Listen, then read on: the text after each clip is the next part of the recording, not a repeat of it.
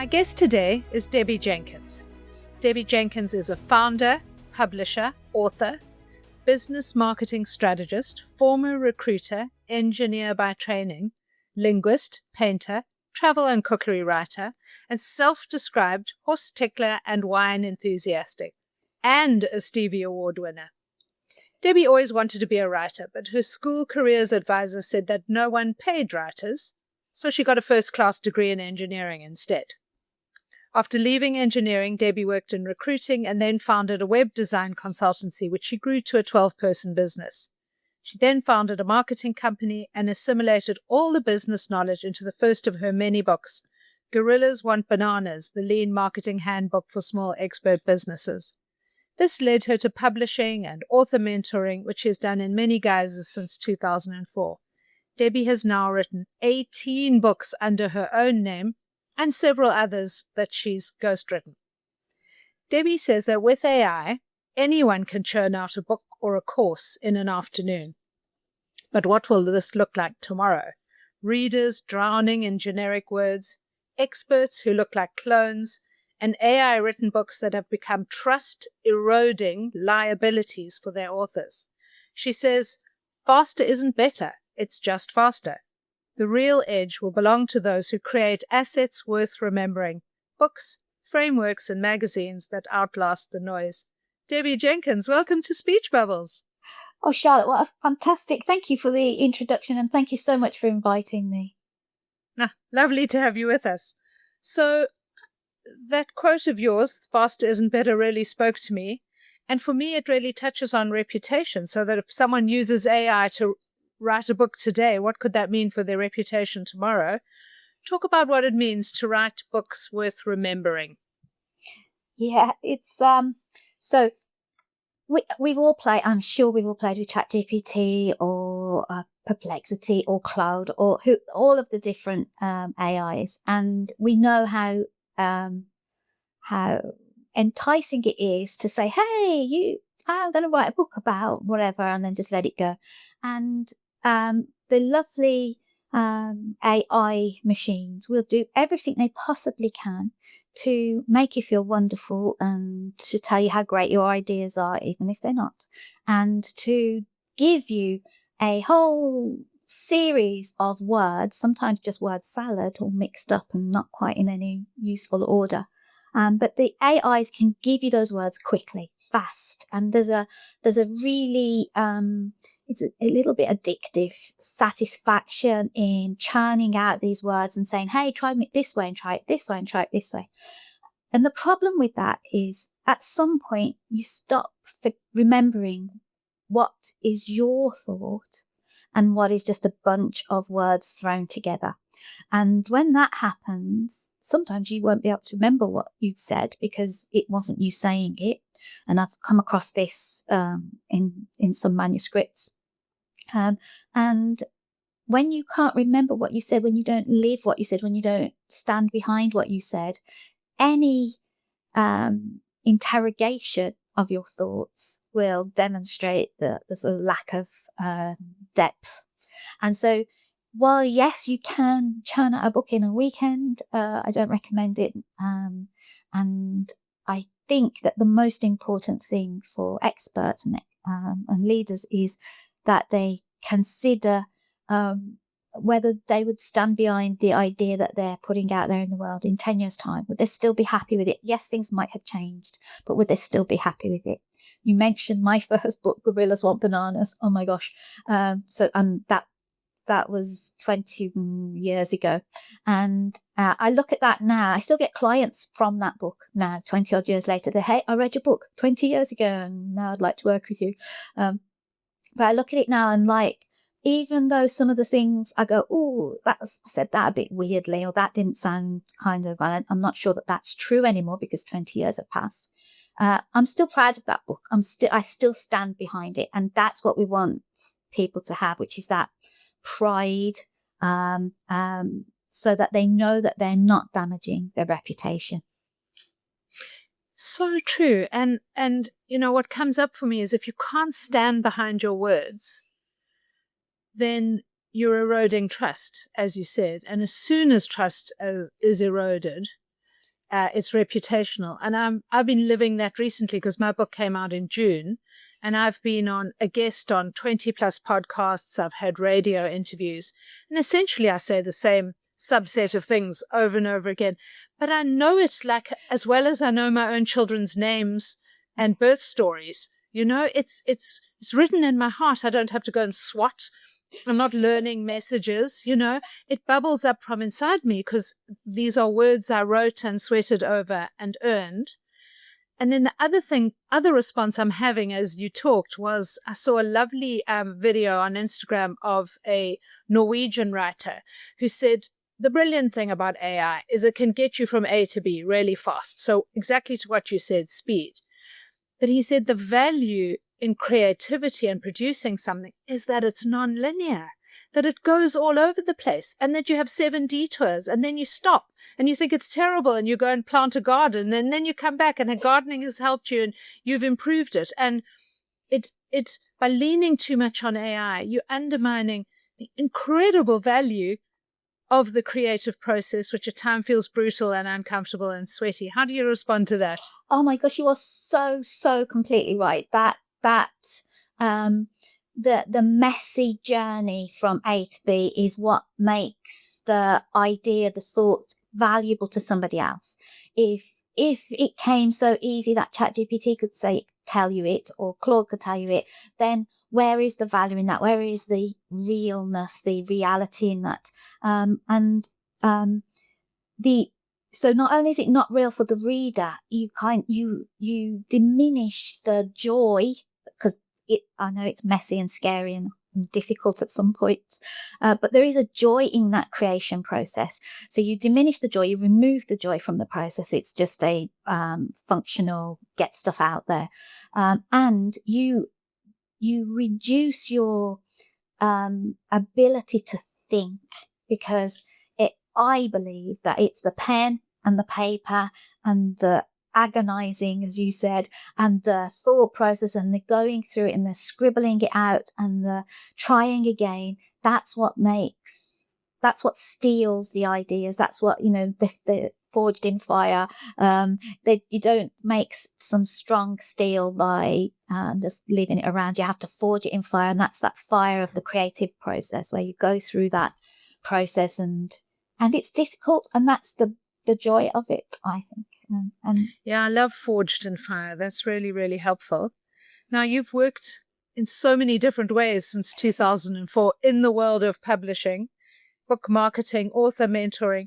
What is it about this field of work that drives you? Yeah, so as from a very young age, the thing that I've always wanted to do is create something that you could see. So you create something exists because of your efforts and your attention and your thoughts. And so that idea of turning thoughts into things. So I've always wanted to be able to do that. And so that's why engineering was a draw at that point. It was like, you can make things. The world is engineered. I can make things. But that didn't work out so well for me. But publishing real books, physical books, as well as audio books and ebooks, but physical books, something that turns up in the world and exists without you being there. And it's a little artifact of you, of your thinking, of your knowledge, your experience. There's just magic. It's magical to be able to do that and to work in that industry. So. And what do you say today to that careers advisor who told you books don't make money? I can't swear. Well, I can, but I won't swear. So I don't think books make money by themselves. I think we have to put a lot of work, and this, and attention, and talk about our books. Tell people they exist. That's a good starting point, and use the books to generate business. So they might not always make money by themselves, but using them to create business, then books are a magical way of growing a business and making money. So, to my careers advisor. Yeah, I had someone early in my life when I declared an ambition to be a writer who said, but when you go into a bookshop, can't you see there are enough books already? No. And now I'm on my third book, and I think I'll probably write another one. So yeah, I keep adding to the very large pile of books. I'm going to do that. You keep doing that, Charlotte. You keep doing that, because there is and so there's two things to think about there. One is, I think once you've gone through the process of writing a book, the first book, that you gaining confidence of your ability to create something that's quite meaty, that's quite solid piece of work. So you're gaining confidence of doing that. That's the first thing. But the second thing, it's kind of addictive, because there's that sort of desire, like, actually, there's something else I know, and there's something else I can help people with, and there's another way of explaining that. There's a different way of looking at this problem, and that's quite addictive. And so what most people, when they write their first book, don't realize, I think, is you don't have to only write one. I think that's the big secret. You can write many. You're allowed to. There's no law. And thank you for adding to in the second part, what I was thinking. So thank you to adding to the pile of books that we all should read, because there is no one perfect book for everybody. And so having those different points of view, those different ways of looking at the same issues that we're all facing, is what makes us all so different and variable. And so I think, yes, thank you for writing more books. I think that's a brilliant idea. Thank you, Debbie. Now, you've recently come back from New York, where you got an amazing award, a Stevie Award, for your latest book, Stop the Credibility Crisis. First of all, congrats. Second of all, please explain to people why a Stevie Award is important. Okay, well, Stevie Awards, first of all, they've been going for 22 years, I think they said. 22 years. So, and the Stevie Awards, this is their claim to fame, which they say they're the Oscars of the business arena. So it's the equivalent of an Oscar, obviously.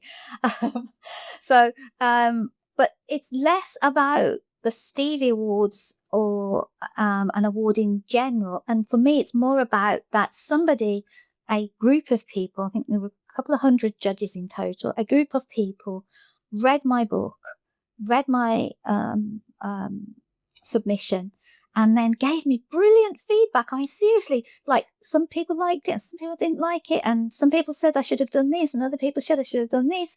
And so that feedback, and that's part of this, the process of writing includes feedback from other people. But for me, the award, and why everybody should apply for awards, is to get that feedback, and it's to get a credibility clue. I call it a credibility clue when you get, hey, I've got an award. But it's also to get that feedback and to have other experts, peers, read your work, because we need that reflection. That's part of the creative process. And how did it feel in the moment? I was very confused. I'd only just got in there. I was still chilly and I had my jacket on, and I hadn't opened the brochure. And so I didn't realise I was going to be the first person called. Oh, wow. And so I was like, oh, I don't know what's going on anymore. I'm just very confused. But I was very excited and very proud. And confused. Oh, congrats, Debbie. So lovely. Now tell us more about Stop the Credibility Crisis. Why does it matter, and for whom does it matter right now? Okay, so I think we've been going through this credibility crisis for a while, but I think it's starting to come to a tipping point of lack of credibility. And I don't want to blame AI entirely, but AI is getting us there to this problem faster and making the problem more acute for most people, which is, I think, I'm an engineer. Everything gets drawn into a diagram of some description. So I have a 2x2, and on the bottom is trust, and on the vertical axis is desirability. Okay, so in order for us as an expert or as a business owner or as a leader to be credible to the people that we want to be credible to, we have to have high trust and high desirability. So we have to manage those two lines. And what I find with lots of my clients, who lots of them are doctorates and PhDs, is that they are hugely high on the trust. So they have the qualifications, they have the skills, they have the testimonials, they have trust.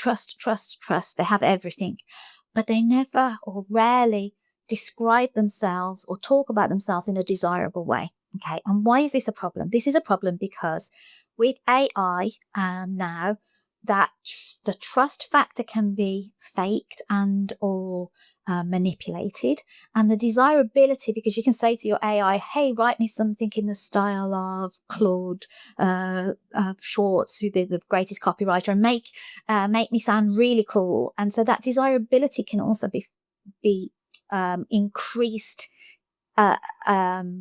disproportionately. So with AI, we have fakers on the desirability, the really high, I call them the brocoms. They're sort of like, hey, look at my car and my plane and my girl and my money pile. And we can also have fakers on the trust. And so I believe we've got to completely take control and focus on our own trust clues and our own desirability clues. And that puts us in what I call the credibility quadrant. Can't say that very well. Credibility quadrant, which is high trust and high desirability. And when I think about desirability, I mean that what you're offering to the world, whatever the role that you're in, is wanted by the people that you want to influence. And so that if you're a leader, that your leaders, that your followers, your team want to be led by you, they have a desire to be led by you because you're a great leader. Or if you're running a business, that your customers want to buy what you're selling, that's the desirability. Sorry, go ahead. No, go ahead. No, I thought you had finished. I had, and I was just thinking, did I answer the question? No, you absolutely did. Thank you so much. And putting your publisher and author mentoring hat on now, if somebody was considering writing a business book, what advice would you give them? Stop. First of all, just stop. Whatever stage you're at, just stop for a moment. That's the first thing. Just take a pause, because lots of people come to me now these days with, hey, I've been having some chats with ChatGPT and I've got this idea for a business book and and there's a kind of like they're following the speed of the AI. And so first of all, stop, just pause for a second. And then I always think of it as the first two questions are two sides of a coin. And the first is, what's the book going to do for you?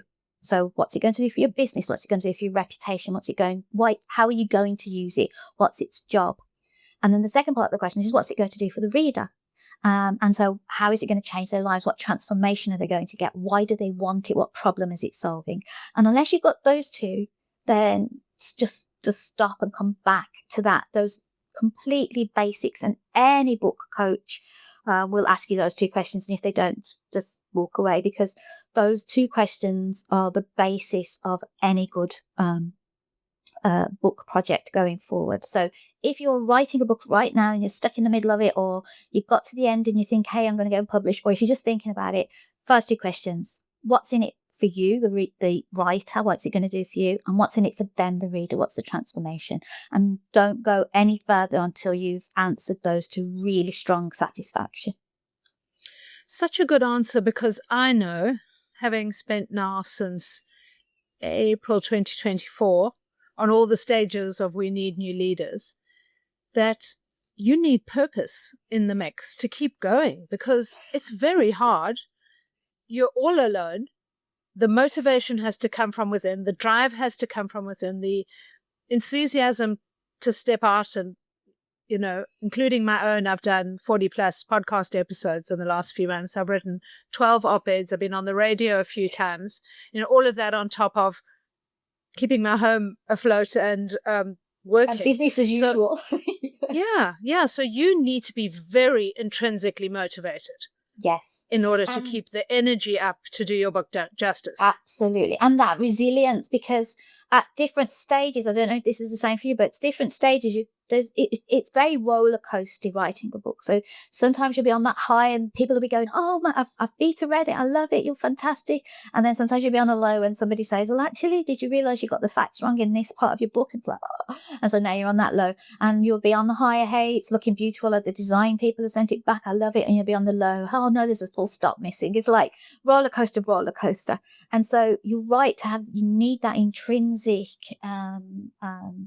accountability, that intrinsic ability to keep the faith, to keep going when it might be really difficult.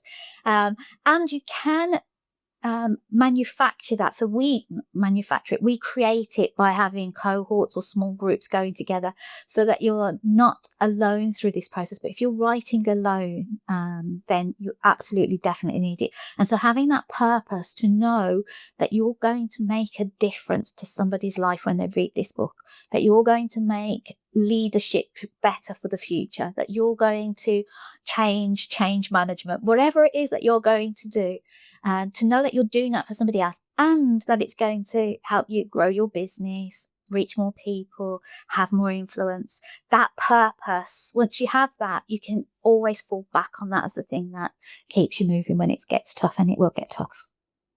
Yeah, I like that combination of purpose and resilience. That's really important. I'm glad you mentioned leadership, because my next question is, looking back on your career, and you've had so many different roles, it was kind of hard to keep an overview of them all, and I kind of gave up at one point. But where in your career have you learned the most about leadership? I've learnt the most when I had to make redundancies. That was the hardest thing I've ever had to do in my whole life. And I've been through a couple of divorces and moved countries and all sorts of other difficult things. But making redundancies was the most traumatic thing I had to do as a leader. And I think I did it well as you can do in those circumstances. But it really wasn't, that was when I was tested. I was seriously tested. Am I cut out for this? Can I actually do this? Am I, is everything's my fault? I'm dreadful. So yeah. And what did you learn about yourself? I learned that that people are more important than pretty much everything else in the business, and hire slower. Because that was part of my problem. I'd hired rapidly and too many people. So hire slower. And I learned about myself that even though it was very difficult, I still did it, and I did it to the best of my ability. And I got advice and had a mentor going through it. And so even though it was difficult, I still did it. I'm still here. I've still got people work for me. So it wasn't the end of the world. I really like that you said that you had a mentor and that you had somebody for you to lean on, because I do think it's such a brutal thing for a leader to have to go do, to know what their employees are going through. If you've got any empathy at all as a human being, you're going to feel some of those feelings of pain and feel terrible that you're doing it. But to have someone that you could lean on is such a great message. Yeah. And I think as well, so I was so distraught about the process and having to let people go. And I was the empathy thing, I could feel for them without somebody I could lean on, because I couldn't expect them to also feel for me. I mean, like, this was being done to them. And so I needed that third party to have my back and to prop me up when I was struggling to know if I was doing the right thing or if I could do this better. And so, yeah, having somebody there, having people on your side that have gone through it before and can spot for you. Yeah. And Debbie, what does diversity mean to you? That's such a difficult question. You always ask great questions. For me, it means to be able to hear all voices and to have all voices represented, whatever that voice is, even if I might disagree with it, but to hear it, to have it represented, to have it in the mix, not sidelined. That's what diversity means for me. It's not like a tick box. It's like we're in it or we're not. Yeah, and I love that. And what was coming up as you were giving that answer took me back to our conversation about AI at the beginning, because AI flattens individual voices, doesn't it? It removes the diversity. It's the lowest common denominator. It's all our knowledge mashed together and then spewed out without the charm of different intonations, different voices, different human experience. Yeah, you're absolutely right. And it's the AI at the moment. We really shouldn't call it artificial intelligence. It's basically really smart text completion. So it's going to find the right answer, and the right answer is usually the majority answer. Majority answer. So it does squash diversity. It does take out, even though they try really hard to not allow bias to come in, but it does take out the human experience, the real experience, and it just turns it into bits and bytes of words. It's just, Yeah.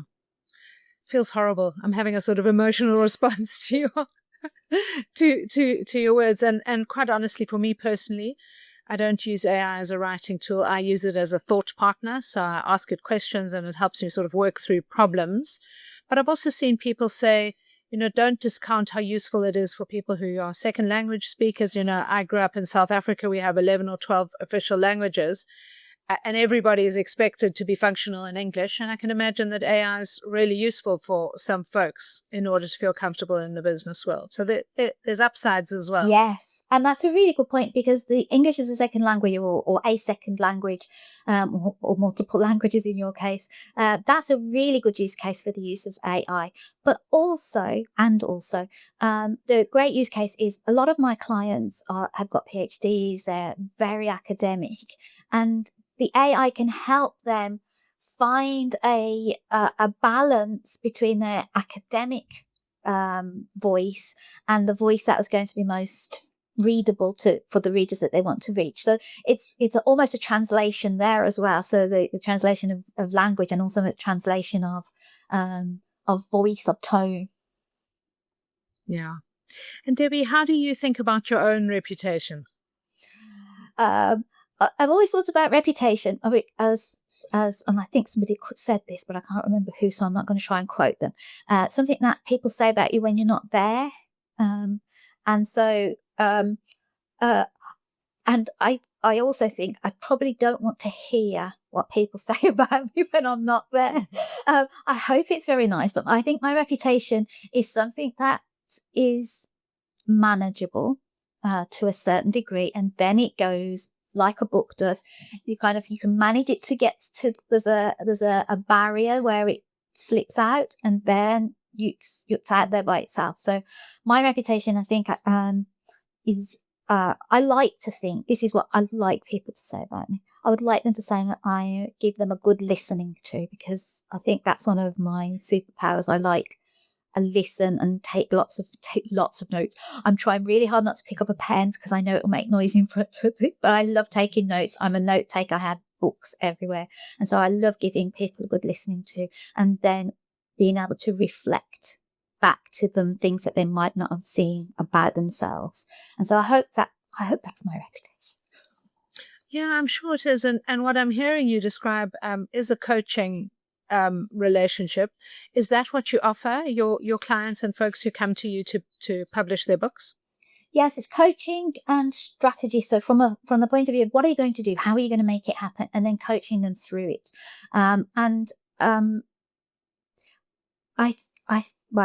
I have played with the AIs, back to our AI conversation. I played with the AIs as a coach, as in, coach me through this problem. What would you say? What should I say? How would I do this? And there is nothing better than a human coach who can hear the things that you might not have been able to say out loud yet. And so that's my relationship I have with my clients, which is where I can reflect back what they might not have heard themselves say. Frequently, that's where we find the title for a book. They'll say something and they'll say it, and they've been saying it for like 30 years. And I suddenly go, oh, that's the title for your book. We had one of these yesterday. It's like, and they're like, oh yeah, I've been saying that for 30 years. And it's like, yeah, just that being able to reflect that back and hear them. Yeah, that's lovely. And I'm thinking that maybe this episode title is going to be something along the lines of credibility. Credibility with Debbie. I love it. So, Debbie, as you know, when we did our pre-talk, and also from the podcast that I do and the things that I write about, my passion is to change leadership we kind of attach to very old school styles of leadership. We prioritize confidence over competence. We see that over and over again in the world. We don't even need to give examples because it's so brutally obvious. But I think it goes to our neuroscience that we understand a certain archetype as a leader, even if it's not a great one. What can we do collectively and individually to change that archetype? I think we need to be better followers. And if we want better leaders, I think we need to be better followers. We need to stop following the brocoms, as I call them, the big loud voices with no trust behind them, with no credibility. They're just loud voices. So I think we need to be better followers. I think we need to be more discerning so that the leaders that we want and deserve get heard rather than just the noisy, loud ones. So I think this is dreadful, I think it's our own fault if we get bad leaders. That's really interesting. Nobody said that before, but I think it's a very strong message, is be better followers. And part of that is be really aware of who you're following. Ask yourself questions. If I'm listening to this particular thought leader / influencer and they're starting to change how I show up in my life, then is that healthy and good for me, or is it not? So we have to start to interrogate ourselves much more deeply.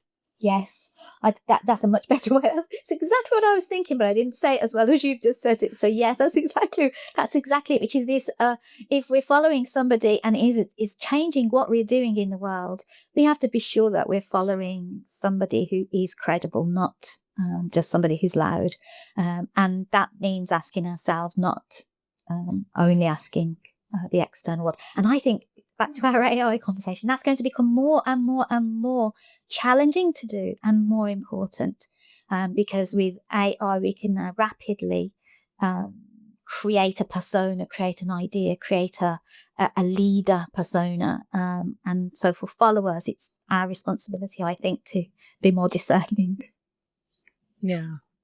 Debbie, now we get to the questions I always ask, and the next one's going to be really hard for you as a publisher and somebody who's written 14 books.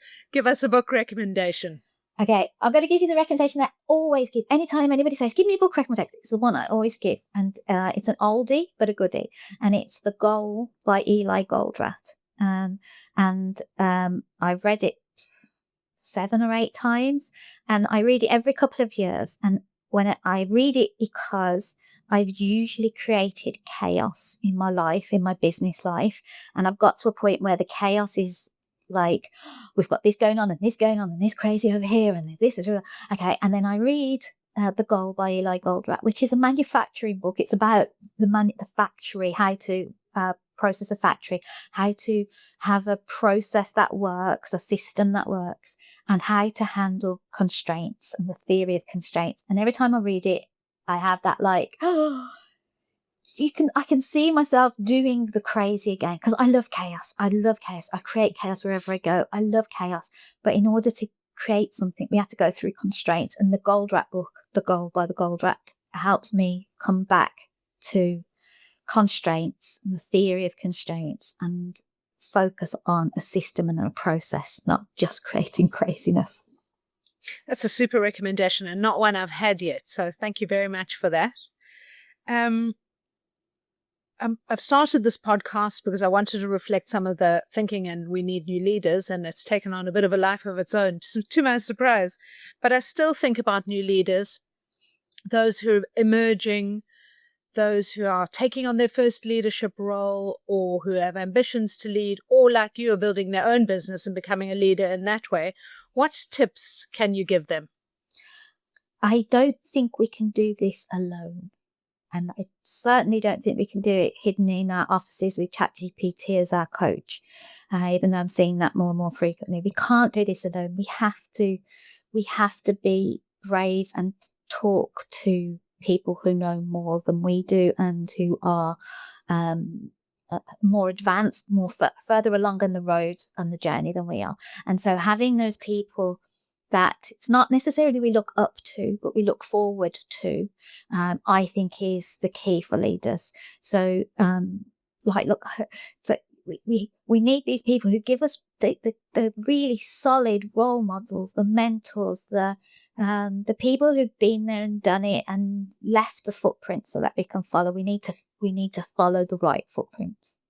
And so that's my kind of big piece of advice. Don't try and do it alone. And the second is, this kind of probably a silly one, but don't take ourselves quite so seriously.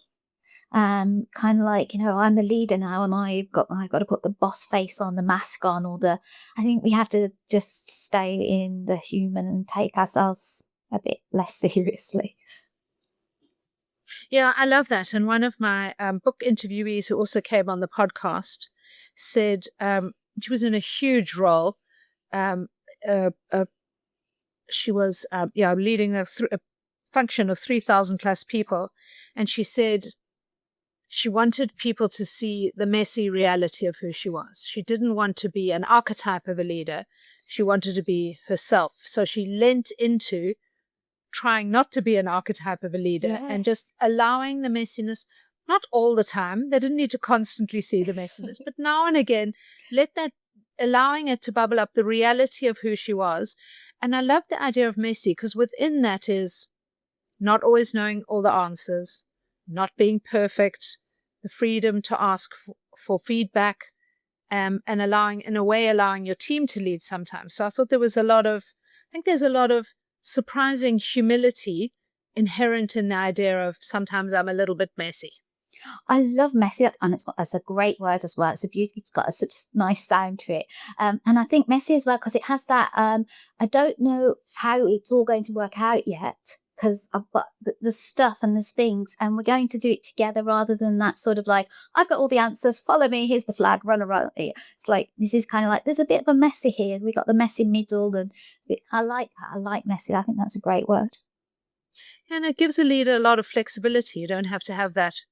It's not rigid. It's quite flexible, which I also love. So Debbie, last question. At the beginning, when I read your intro, we certainly got a hint of some of the things that you love doing, but maybe you could pick out one thing that really brings you joy. It's got to be being here on the farm in Spain. It really has, because since I was a kid, I wanted a farm, and I was an inner city Birmingham girl, and I went to a farm when I was 7, and it was just like, I need a farm, I want a farm. The whole teens, I thought about having a farm. So I think for me, it's the joy of, I get up in the morning and I come to work for a few hours, and then the sun comes up, and then I have to feed the horses and have to feed the chickens and I have to feed the cats and the dogs. And that their demands of me is what gives me shape to every day. So that's just like my favourite thing of my animals. I'm living here on the farm. What a beautiful answer, and what a lovely interview. Thank you so much, Debbie Jenkins, for joining us on Speech Bubbles. Thank you, Charlotte.